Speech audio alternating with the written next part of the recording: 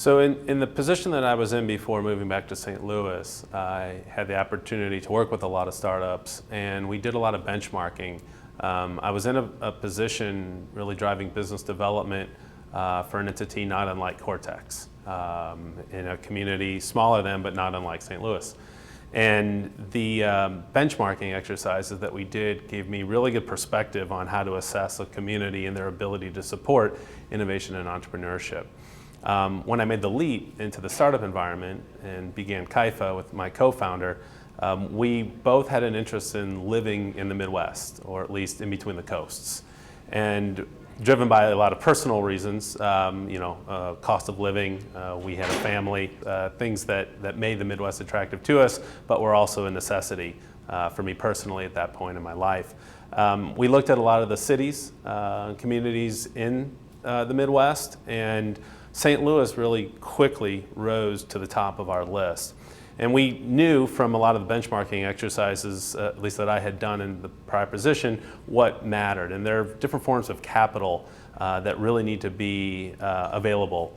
And there's financial capital, obviously, you have to fund it. There's intellectual capital, new ideas and brilliant people that can come around the company.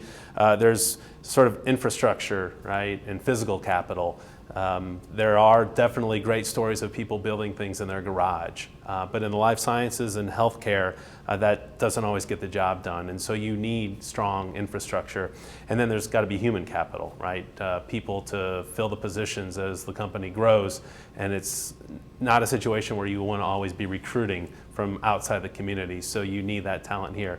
And we found all that here. And then I would say probably the defining moment was when we came, we visited, we brought our employees and our board members here, and we saw a tremendous cohesiveness from sort of the grassroots level amongst the entrepreneurs all the way to the state, the Department of Economic Development, all the way to the state. We saw the Department of Economic Development, the Missouri Technology Corporation, Biogenerator was a particularly unique asset that St. Louis had that we hadn't seen anywhere else.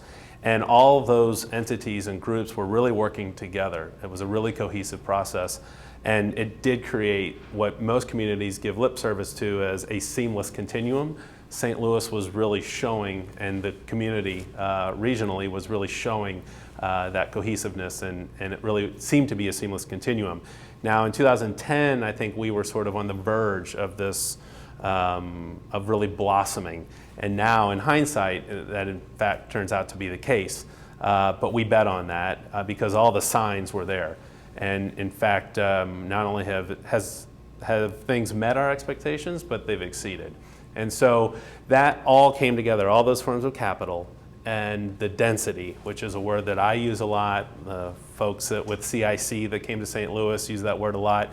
It's really an important factor to have that density of people and all these forms of capital in a community where you're going to be building companies.